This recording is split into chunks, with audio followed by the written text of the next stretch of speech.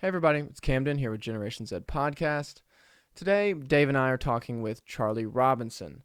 He is the host of the Macroaggressions podcast. He's written a book or two, most notably The Octopus of Global Control. I do recommend it.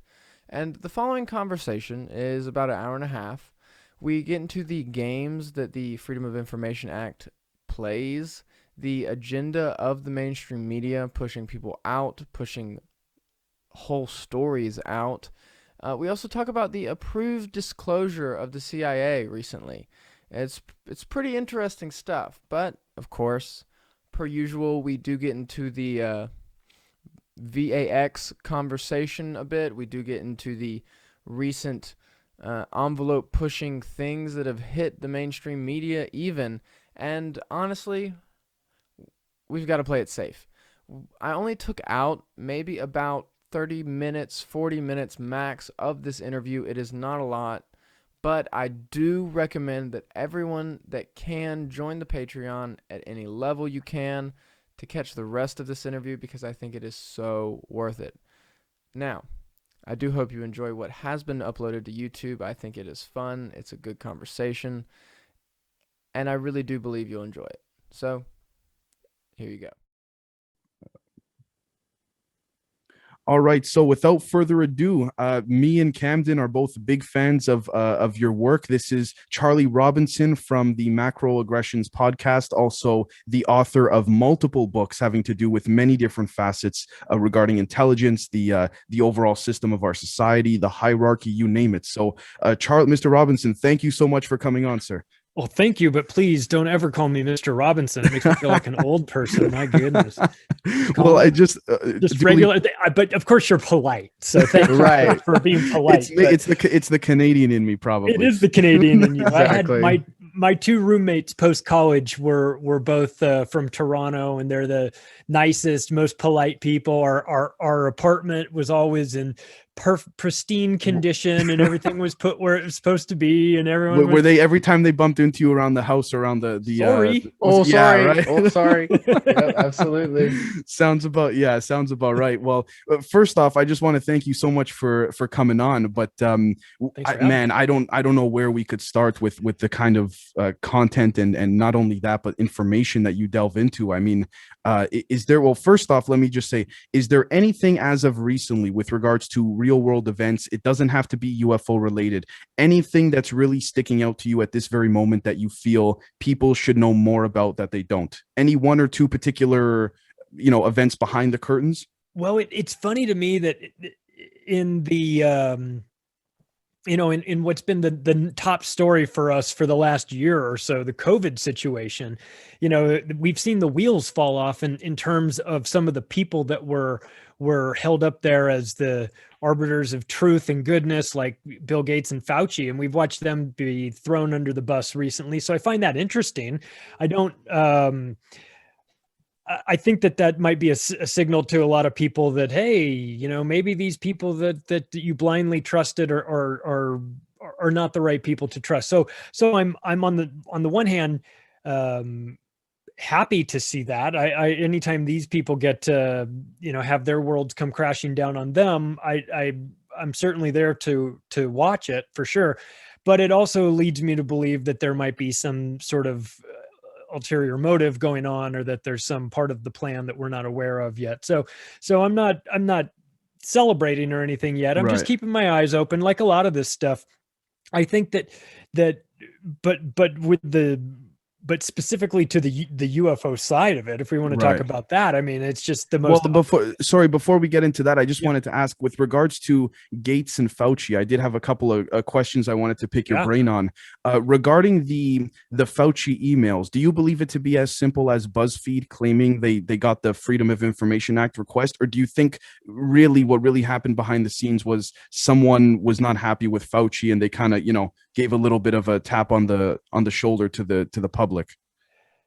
Ooh, that's a good question. I think we'll find out for sure what the answer to that is at some point. But I mean, the Freedom of Information Act requests are a tricky thing. Some people know how to ask them the right way, and some people don't know how to ask them. I've got a book called Camelio, which is a really interesting book about this guy who winds up on the wrong side of this intelligence agency. It's a true story, and they wind up gang stalking him and all these things. But the main person in this book is friends with a guy who's a writer, and this writer is more of like the logical, reasonable person, and the writer knows how to he's a professor, actually. And so he says, well, I'm going to pull some Freedom of Information Act requests about this particular thing that his friend is embroiled in.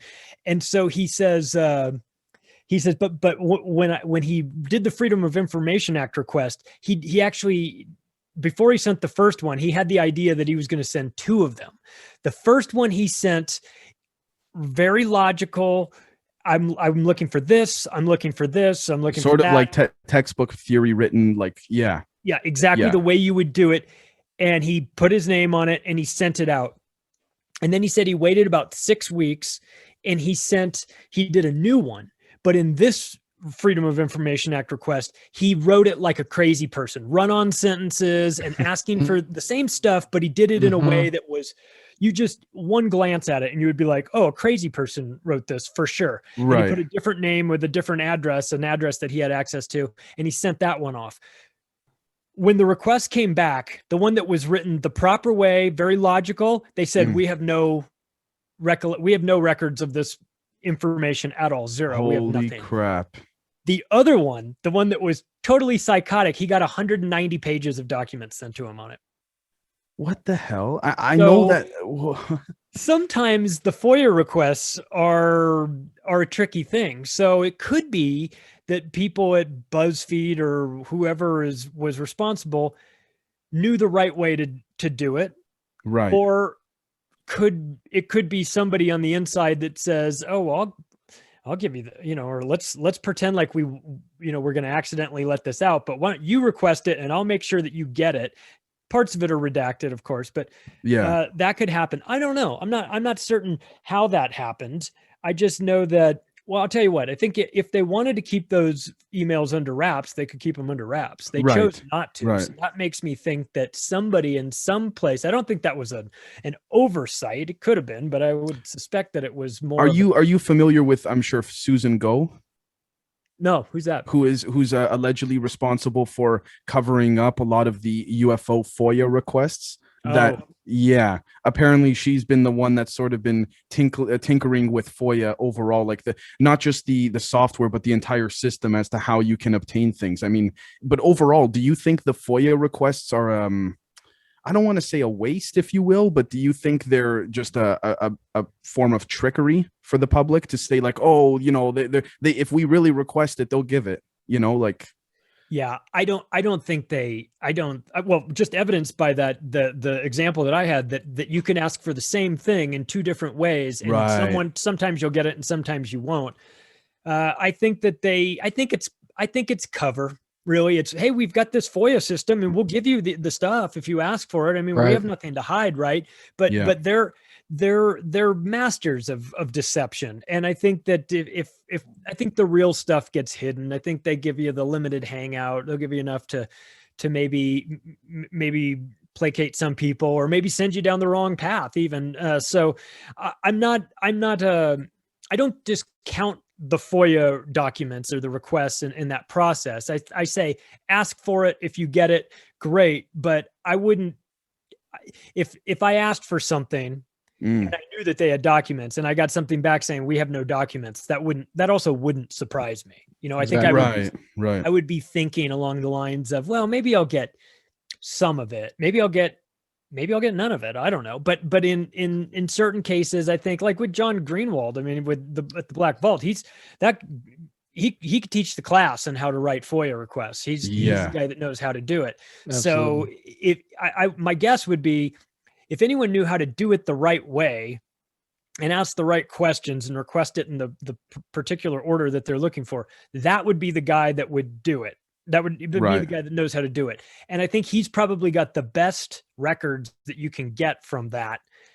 But I don't think that, and I don't want to speak for him, but I mean, my assumption is that he would have to know that he's not going to get all of it. I mean, if he got all of it, he'd be really surprised. But still, take what they'll give you, right? Take Yeah. what they'll give you and consider that, and go as far as you can go with that. But I would say always keep looking in different areas and locations, because the government is not, they're just, they go out of their way to make sure to not to disinform people and flat out lie to them about everything. So why would they be in a huge hurry to, hell, they legalized propaganda in the United States with the Smith Modernization Act. I mean, they clearly don't have a problem lying to us. So my assumption is that the FOIA requests are probably a good way to get some people off of their back and give the impression that they're being transparent. But I think the transparency only goes as far as the topic, and maybe as far as the person that is in charge of releasing documents allows it to would go. you say as well too, before then we'll get to Camden in a second, the fairness doctrine under I think it was Dick Cheney that pushed that at the time when Reagan was president. Do you think that plays a part into the whole cover up of, because I think prior to the fairness doctrine and a couple of other laws, the propaganda was not really allowed per se by the major corporations. Yeah.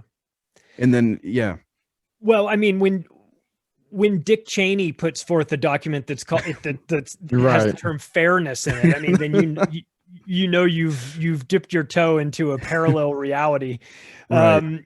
I think that the government has always lied to the public, and there's a sliding scale on those lies, and I understand that sometimes things are secret and they don't need to get out, but the role of the media in taking the government's lead on this and really pushing hardcore lies and straight up propaganda, that was obviously it was made legal in 2012, but before that it was just known. It's known. Right. And frankly, I think that, part of the way that that's allowed to happen is when you go through the media consolidation like we had in the 90s and early 2000s, where you go from 50 media companies down to 5. Mm-hmm. And once you do that, then you're talking about, people say, well, you can't control all the media. Well, you can control a whole lot of it if you can control the flow from those 5 corporations. And in order to do that, you just have to know the right people to get on board at those different corporations. So the role of covering up information or disinformation is kind of a two-pronged approach. It's the government doing it, of course, but then it's also their buddies in the media taking it the next step and making sure that certain things don't get talked about, or if they do get talked about, they get framed in a certain way. So it's like, well, we can talk about Iran in terms of, should we invade them next week, next month, or next year? But you can't have the conversation about, should we just leave them alone? Right. That conversation doesn't happen. So the government and media work, together and form this bond that is, it's very effective. It's very effective for keeping people in the dark. It's very effective in keeping people off of their trail, but we still find it, we still figure them out, because we know kind of where to look, or we at least know how to translate what it is they say when we hear these lies. So, the role of Dick Cheney, the irony of that is that, Dick Cheney was like Darth Vader. And the media was terrified of him. Yeah. And nobody wanted to ever ask any questions about, no real hard questions about the Gulf War in 93. Yeah. Or in 2001 and 2003, I should say, because to question that in any way, Dick Cheney was running that operation, and he would turn it around. Well, he got away pretty cleanly with Desert Storm as well too. Yeah. I mean, as you do when you're in this group, but they'll flip it around on you and make you sound unpatriotic for even challenging this. And that's something that, as a journalist, you're radioactive if you come off as unpatriotic, because now all of a sudden your access is cut and your publisher is not liking it too much. So Dick Cheney could do a lot of things legally, he could do things illegally, and then he could just use his own aura and his Darth Vader-ness is the best way I can describe it, to just shut down any sort of dissent or conversation before it started. And there's, of course, many stories of him doing things just like that. So.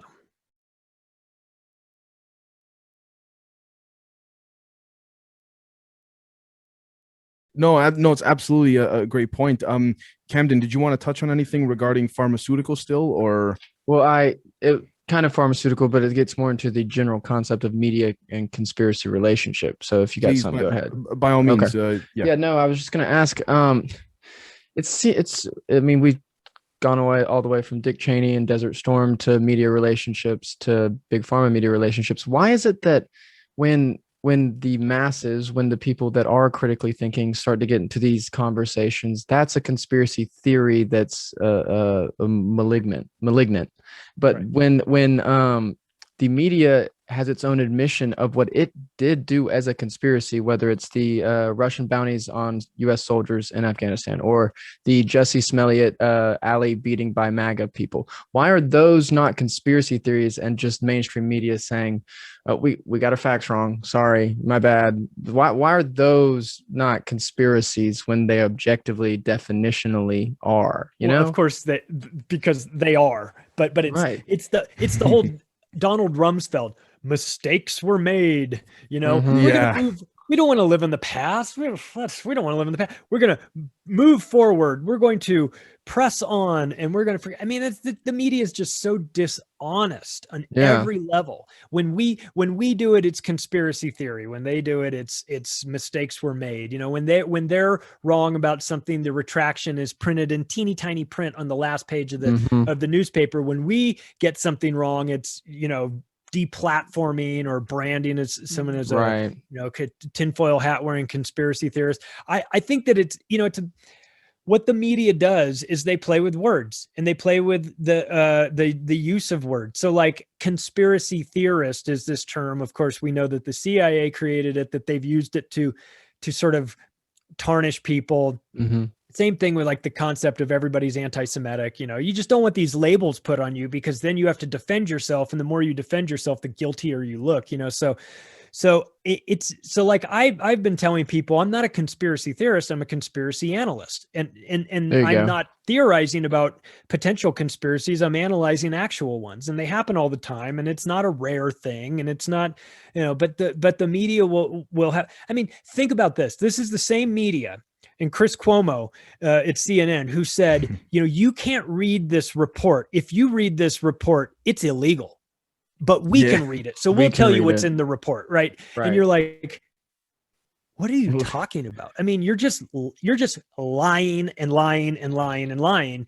And we know this. And so the media is arrogant and very condescending, and they constantly get caught lying, like Kentucky gun range footage saying, oh, it was Syria and things like that. And we go, you're lying. You're lying.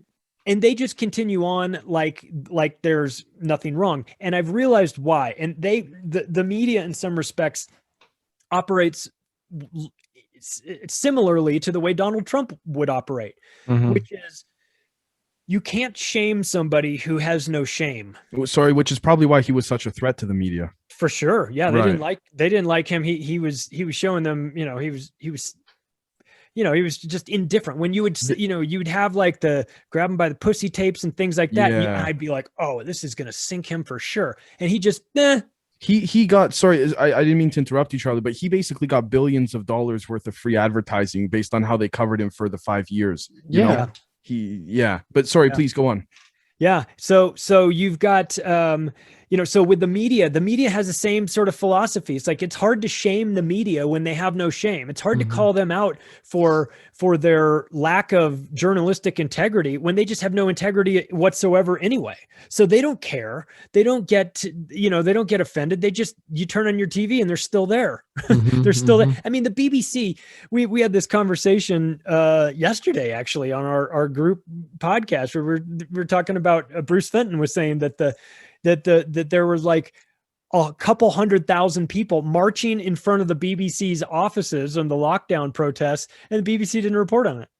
Yeah. And when they mentioned something the weeks earlier, they said there were hundreds of protesters. There were literally tens of thousands Yeah, of people right. out there. So it's a bit backwards, and everything is everything is upside down. But the media, that's their role. I guess, yeah. I've gotten offended by it, and I get mad about it, and I do all those things. But really, when I think about it, they're just doing their job, and their job is to lie and be manipulators. And sometimes, some of them are better at it than others.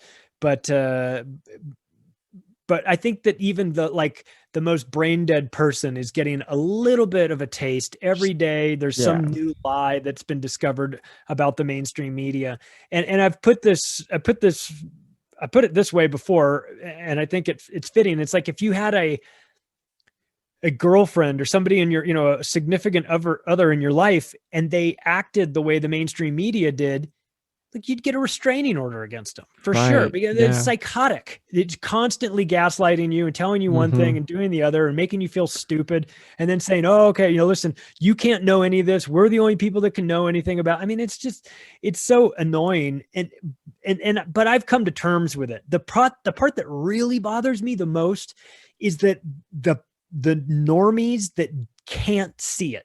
Yeah. Just want to shake them and just say, like, how many times do you need to be lied to before you just you terminate this, you sever this relationship that you have with them? And if that means, coming to a new relationship with where you get your information, and it not being on the television that's in the house and all that, well, then maybe that's your duty and obligation to figure out a new relationship with where you get information. Obviously, the mainstream media has moved online, and so they use their same tactics online. And so we still get a healthy dose of lies that way. Yeah. But still, if you got to find a different outlet to get your information, because if you're still getting it from the television set, you're just getting misinformed. No, I agree. I mean, but we are, to that same token, we are seeing, people like Jimmy Dore, James Corbett, we are seeing people pull just as big a numbers as the mainstream media, and so they are moving online, working to get over on those people, even on their own platforms.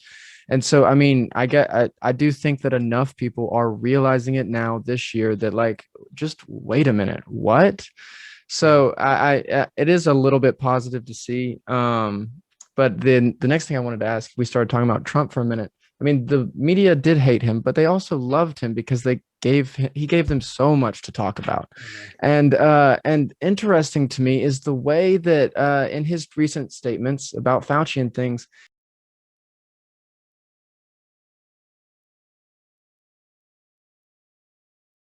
oh, for sure. I wanted to ask you to shift topics a little bit. I mean, since we're already on the topic of psychological warfare, division, lies, things like that. You had explained this to me. I believe it was off the record the other day when we did the roundtable. But if you could just recap it for the audience, I'm sure they'd love to get your perspective. Why do you not trust people like Lue Elizondo, or even in this case, specifically Mr. Elizondo? CIA. See it, right. And I mean, that's the short answer is anybody that is CIA or ex-CIA in my book is always CIA. There's some people that have left the organization and they say, well, I left after a career. They're always running ops. I mean, it's probably a way of life for some of them. Of course it is. That's a great way to put it. It's just a way of life. It's just how they are, and what, because it's the CIA is not for everybody. You don't make it 30 years there if you're Didn't you see that new commercial though? It is for everybody. I stand corrected. You know what I got from that officially now is for everybody. People that have anxiety disorders. What a disingenuous commercial, by the way. God. Because when they're talking about, I'm a non-binary blah blah blah with anxiety disorders, let me tell you, if you have anxiety disorders and you're in the CIA, and somebody finds out about that, they will take that and they will use that against you. You're not in the CIA if you've got massive weaknesses like that, man. That's like a huge Achilles heel. So I was just going to say quickly, if you're an asset of the CIA, let alone an agent, and you have that anxiety disorder, with all due respect, you better have some damn good intel for them to keep you there. You got know, Right. like you better have some damn good intelligence on that there. But Yep. I mean, what I got from that was basically we need more people of color to help us create coups, if you will. Pride flags on drone bombs. Yeah, as that's James Evan Pilato says. that's kind of what I got. Yeah. Yeah, it's so my reasoning for distrusting Lue Elizondo and the To the Stars Academy situation is less about Tom DeLonge being the guitarist of Blink 182. I don't have a problem with that. You're into UFOs. I'm into UFOs. You want to, you like to get high and go look. I mean, I don't know if you saw Travis Barker on Joe Rogan. He was saying that when they were on tour, you know, they used to get high and then look out the windows of the tour bus and see if they could see anything. Like that's funny, fun stuff. It's what you do when you're in a band and everything. I have no problem with Tom DeLonge doing and being into that stuff. What happens though is when the CIA guys come in and they say, let's start this operate. Let's start this To the Stars Academy. And we're going to go get disclosure because, you know, nobody does disclosure quite like the CIA. Right. So they bring in then Jim Semivan and all of these guys for their board that combined have over 100 years of CIA experience. And it's, to me, it's like, it's the last group in the world you would put in charge of disclosure and information. And I know some people might say, well, who would know better than the CIA? Well, who would also know better how to disinform people than the CIA? That's clearly what they do. So you've got the wrong people in charge of the information. And I believe in UFOs. I believe in aliens. I'm interested in all this. I don't pretend to have special intel on any of this stuff. I'm just interested in it. Right. But I do know, and I want disclosure, but I want it on my terms, you know, and maybe that might be a little greedy of me, but we've been pushing for disclosure for a long, long time. I mean, you're talking about people have been talking about it for 7 decades. And now you start to, you know, and everyone, it was, you're crazy. You're crazy. You're crazy. Of course, aliens are here. Yeah. You know, that's, how fast I it went mean, with the media. And it's like, right. So you guys were, you know, making fun of anybody that was talking about this in a serious manner. And you were completely dismissive. And now you want me, now you expect us to believe that the ex-CIA guy is going to blow the whistle on this. And now he's done the whole, well, they're censoring me and they've deleted my emails and I'm the victim and all this stuff. And it's like, Daniel List from Dark Journalist has nicknamed him Me Too Lou. Me Too Lou. Yeah. Now the victim. Me Too Lou is the victim where, they've done all this stuff. It's like, stop. The problem is, and I think and I think also what you're getting at too is they've run so many psyops over the years, the CIA on their own people, on people here in the West, that it's almost like even if they were telling the truth, who's gonna even take it at face value, right? But Camden, brother, do you want to step in? You wanted to? Yeah, I was gonna get into the recent UFO disclosure push. It seems to me that it's got to serve a certain agenda, right? Like we're just saying it. The best I can speculate is, so we had a materialism, atheism push in the 90s. We got all this technology, and as a disclosure comes, maybe it's something a hybrid clone alien race they can control or something. But to give us a new creator God, a new this is where all our technology comes from. This is who you have to thank. It's another new religion. I think Obama literally just said, didn't he? I could see loads of religions being born from this. So, I mean, how do you? Yes, I think you said it earlier. Normies are starting to accept the idea because it's on the news. But how do you warn people against the fact that this is also not what it seems? It's got a lot of Q feel to it. Yeah. You know, it's like with Q, they would say things that were somewhat true, or maybe parts of it were true, but then there would be embellishments and it would sound good.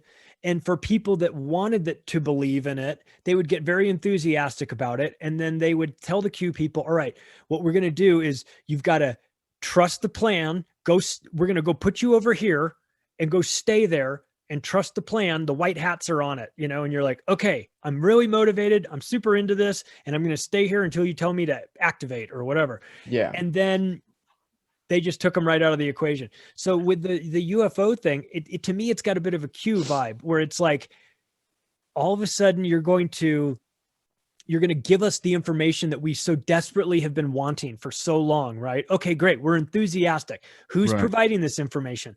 The mainstream media and the CIA. Automatic disqualification on my part. Right. They're out. But there's going to be a huge percentage of the population that say, tell me more. Tell me more. This is what we've always been waiting for this. Oh my God, we're going to get disclosure in my lifetime.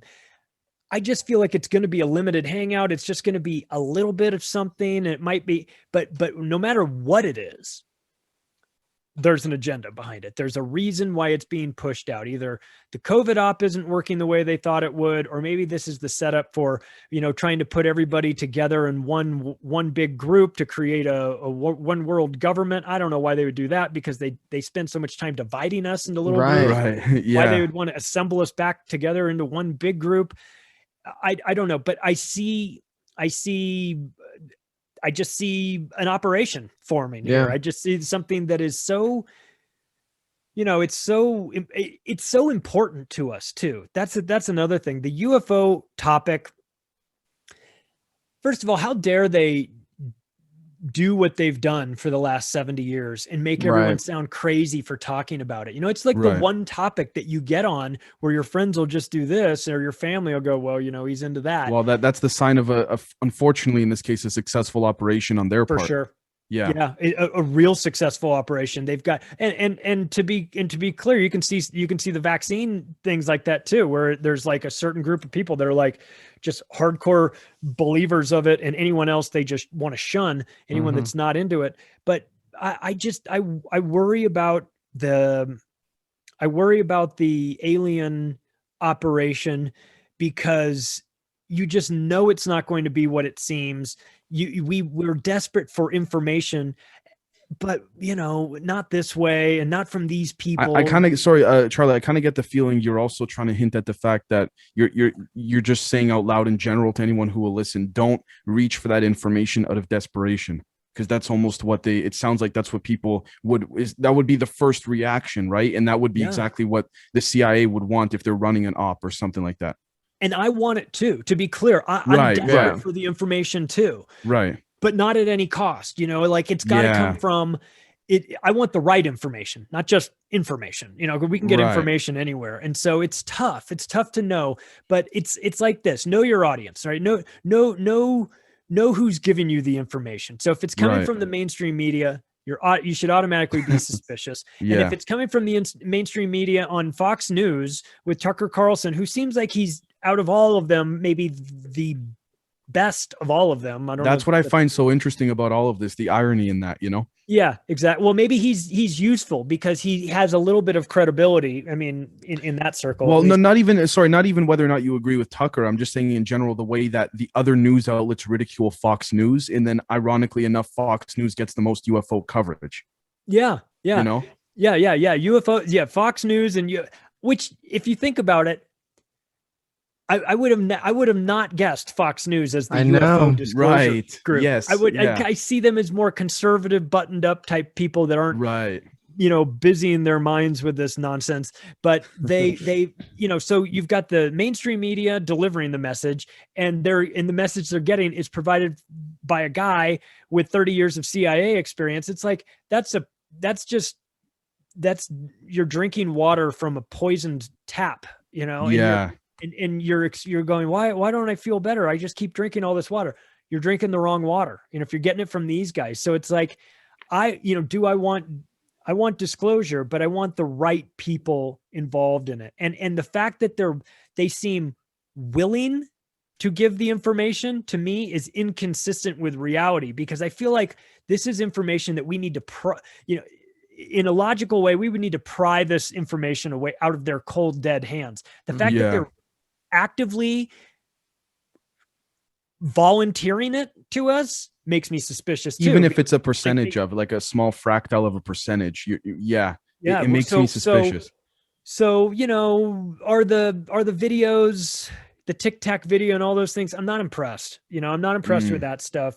That could be our, it could be our. I think it is. I'm personally not impressed, just because I think it's safe to say we all know that they have better stuff. I mean, if our phones can get better, in some cases, better footage than that, then I want, what I want more than alien disclosure, or as well, maybe not more, but maybe at the same. Alien disclosure is one. Then 1A is I want the technology disclosure, right? Because that's where there's a lot of good stuff. Now, if in fact. And this is where the government would have some explaining to do. If in fact they have been sitting on 0-point energy technology, which I believe they have, but it's just a belief. Right.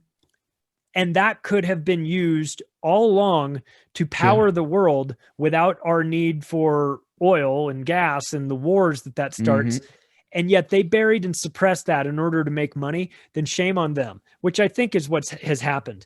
And so some of the technology that if that were to be released would create more questions for them as to, okay, well, how long have you had this? Why have you been hiding this from us? And I think that's a can of worms that maybe none of these people, I mean, we're talking about government bureaucrats that don't want any sort of responsibility for anything. So it could imagine it would be tough to, so who takes the fall for this? Who do we get to yell at? Who's been hiding all of this amazing medical technology, or this, the sorts of things? I mean, we already know we get hand-me-downs from the military that they've been playing around with for 30 years, and then we get fiber optic cables and things like that.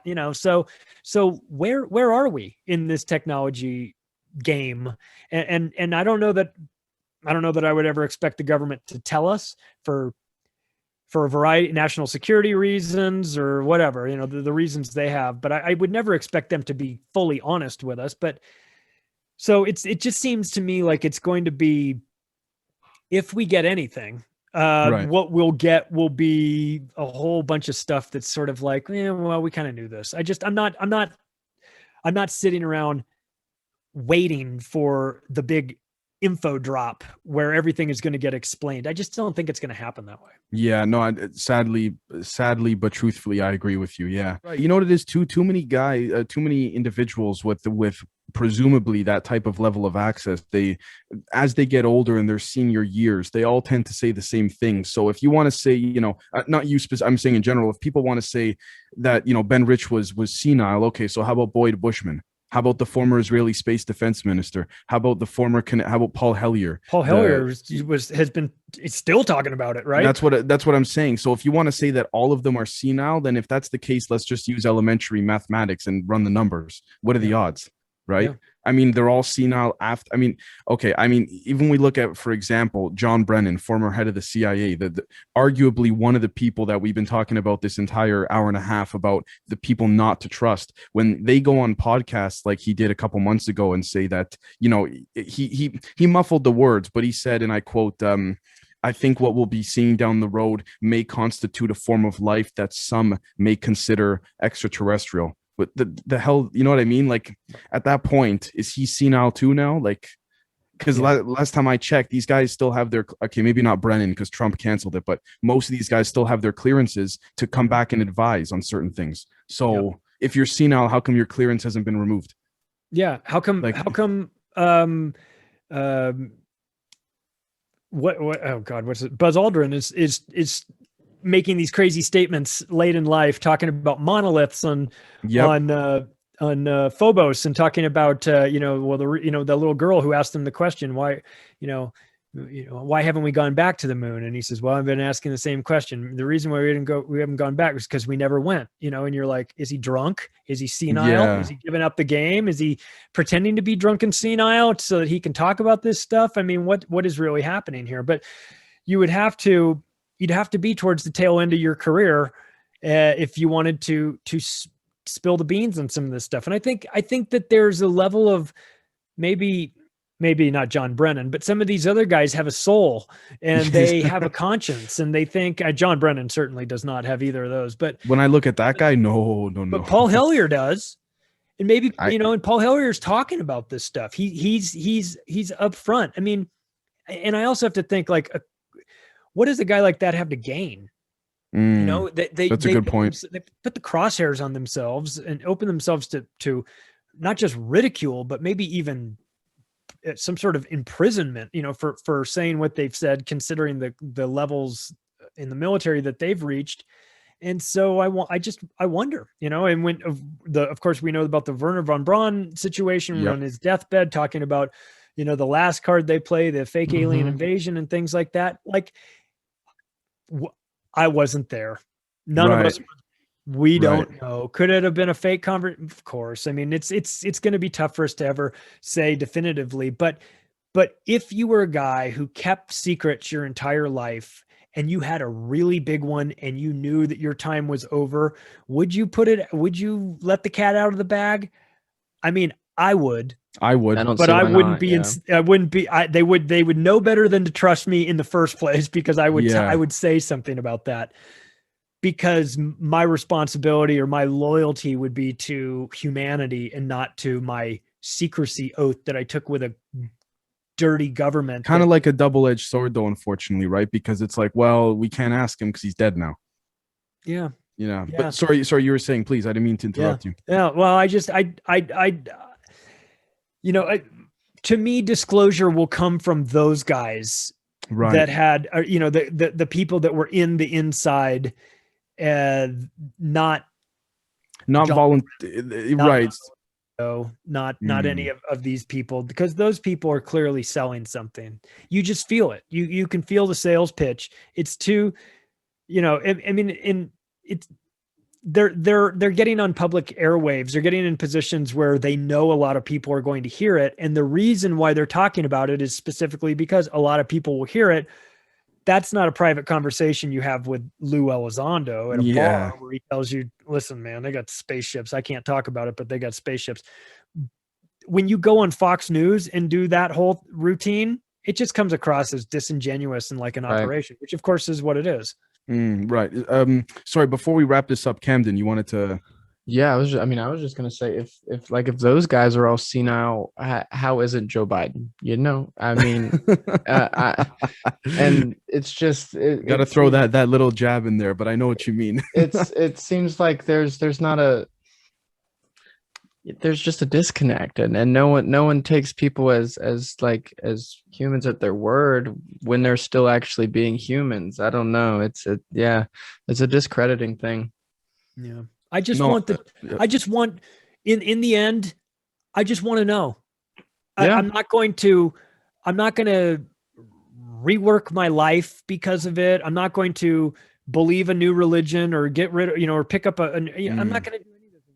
I just want to know. I'm just trying to figure out how it all works. That's really where I'm coming from. I don't have I don't have a vested interest in knowing about the UFOs. It's not, I don't know that it will change my life too much, but I put in my first book, The Octopus of Global Control, we talked about we mentioned Stephen Bassett's name in our group call yesterday, Dave. And he made this quote. He had this quote that I put in my first book, talking about the jigsaw puzzle. And he said that it's when you're born into this world, you're given this box of a 10,000 piece jigsaw puzzle. And your mission in life is to put this puzzle together. And if you do that, then it will be the picture of reality as it truly is. And so you come into this world, you get this box, you set about to put this puzzle together, and it's all good, except that the government that you live under has made a decision for governmental rules to take a bunch of pieces out of your box and throw them away. Yeah. And then take a bunch of pieces from somebody else's box and put them in your box. Yeah. And you don't know this. And you go about your life trying to put all these pieces together, thinking that they're all going to fit. And he said, and that is an extremely efficient method to serve the state and keep you from figuring things out. And I always think about that, That's so a in my great life, example. I'm just trying to put the pieces of this jigsaw puzzle together, and I'm hoping that I've got, the right pieces. And if you've got pieces, great, come on over and put them in there. And if you've got pieces, I'm open to anybody who's got pieces that fit. Let's put this together. But I also am of the understanding that I might have been given some of the wrong pieces to intentionally throw me off. And so I recognize that. So of the belief that I'm ever going to necessarily get this picture filled in, but I'm trying to do the best that I can. And when the government, manipulates that process and puts barriers in place so that you can't figure out what's really going on, I feel like that's not their job. That's not their responsibility. Like that's Right. not, I didn't ask them to do that. They don't need to do that. We're adults. We can figure this out. Some people will freak out if there's aliens but most people won't. But it's our right to know this stuff, and we can do. Right. That's how I feel. And I know that Yeah. the daddy government is like, we're going to protect you from all the bad stuff. I don't believe that, and I don't Yeah. trust them. So I don't feel like they're the daddy in this situation. I feel like they're just like an evil villain. So I want them out of the way as much as possible. I don't want Lue Elizondos and the Brennans of the world to be the people giving me the information, because I won't believe it anyway. Right. And so, and by the way, rightfully so too. Yeah. Yeah. You can't. I mean, those are not the people. Those aren't the people to trust. So what an interesting time though for us to be alive. Yeah. I will wrap it up with that by saying that if nothing else, we got a lot to talk about, and there's so much happening, and it's fascinating. And this could be like a fork in the road for humanity. If indeed we come to some understanding that we are not alone, and that becomes like a known fact, how will that change society and change the world? Man, I don't know. I don't know exactly, but it will have repercussions. But as long as it's the truth, and as long as it's real, then I'm for it, because I want more truth. I want more reality. I want more pieces of this puzzle.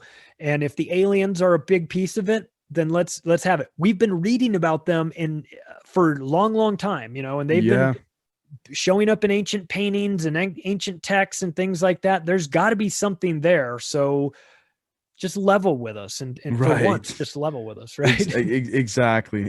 Well, Camden, do you want to say one last thing before we?